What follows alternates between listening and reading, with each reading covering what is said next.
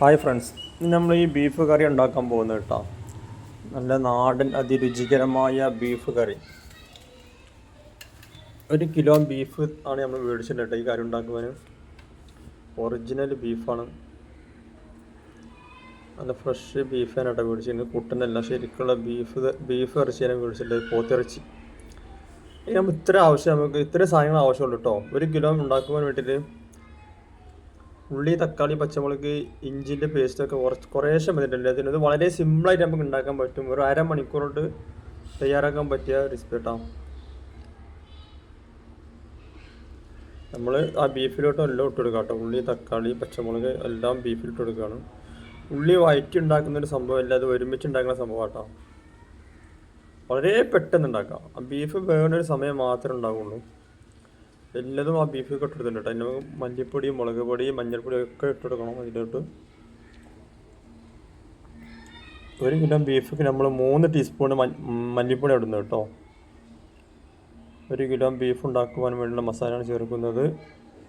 അടുത്ത് നമ്മൾ മുളക് പൊടി ഇടുന്നത് എത്ര ടീസ്പൂണാണെന്ന് കണ്ടോളും. മുളക് പൊടി 1 ടീസ്പൂൺ മതി കേട്ടോ.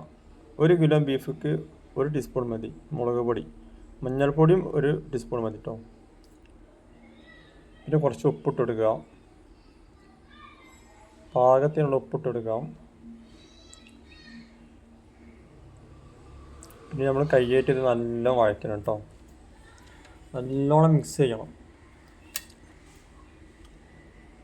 വളരെ സിമ്പിളായിട്ട് ഉണ്ടാക്കാൻ പറ്റിയൊരു ബീഫ് കറിയാണ്. എന്നാലും അതിരുചികരമായിരിക്കും ഇങ്ങനെ ഉണ്ടാക്കിയാൽ കേട്ടോ.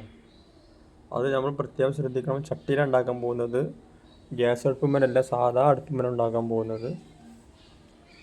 ചട്ടിയിൽ ഇങ്ങനെ ചെറിയ തീയിലൊക്കെ ഇടുന്ന് വെന്ത് കഴിഞ്ഞാൽ നല്ല ടേസ്റ്റാട്ടോ.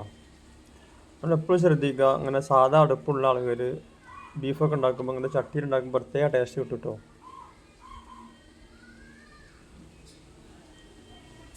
കുറച്ച് ഉലുവ ഇട്ട് കൊടുക്കുന്നുണ്ട് കേട്ടോ. ഉലുവ സാധനം ദമ്മായിട്ടുണ്ട്. സാധനം നമ്മൾ അടുപ്പത്ത് വെച്ചിട്ടുണ്ട്. ഇതിൽ വെള്ളം ചേർക്കേണ്ട ആവശ്യമില്ല കേട്ടോ. കുറച്ച് ഒരു 1/2 ഗ്ലാസ് വെള്ളം ഒഴിച്ചു കൊടുത്താൽ കിട്ടും ഇതിൽ. ബാക്കി അതിൻ്റെ വെള്ളമായി തന്നെ വരുന്നതാണ്.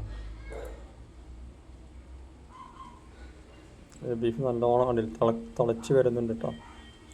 ഒരു അരമണിക്കൂറോളം ഇങ്ങനെ അടുപ്പത്ത് കിടന്നു കഴിഞ്ഞാൽ സംഭവം സെറ്റായിട്ടോ.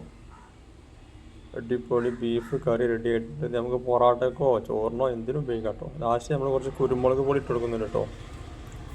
കുരുമുളക് പൊടി ഇടാൻ മറക്കരുത്. നല്ല അതിരുചികരമായ ബീഫ് കറി ഉണ്ടായിക്കൊണ്ടിരിക്കുകയാണ്.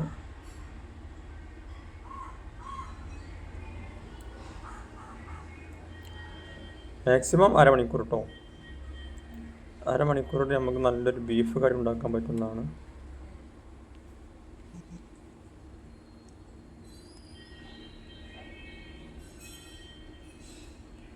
സംഭവം സെറ്റായിട്ടാണ്. ഇനി നമുക്കിതിൽ കുറച്ച് ചെറിയുള്ളിയും കറിവേപ്പിലയും കൂടി ഇട്ട് കൊടുക്കാം കേട്ടോ.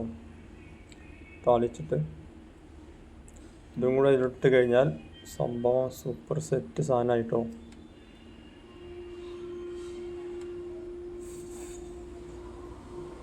എപ്പോഴും ശ്രദ്ധിക്കുക, ബീഫ് ഉണ്ടാക്കുമ്പോൾ ഉള്ളി ആദ്യം വഴറ്റി ഉണ്ടാക്കേണ്ട ആവശ്യമില്ല.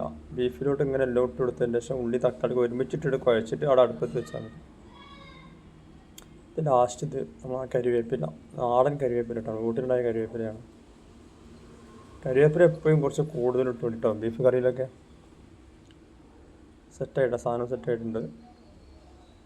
അടിപൊളി ബീഫ് കറി റെഡി ആയിട്ടുണ്ട്. വെറും അരമണിക്കൂറാണ് നമ്മൾ ബീഫ് കറി ഉണ്ടാക്കിയത് കേട്ടോ.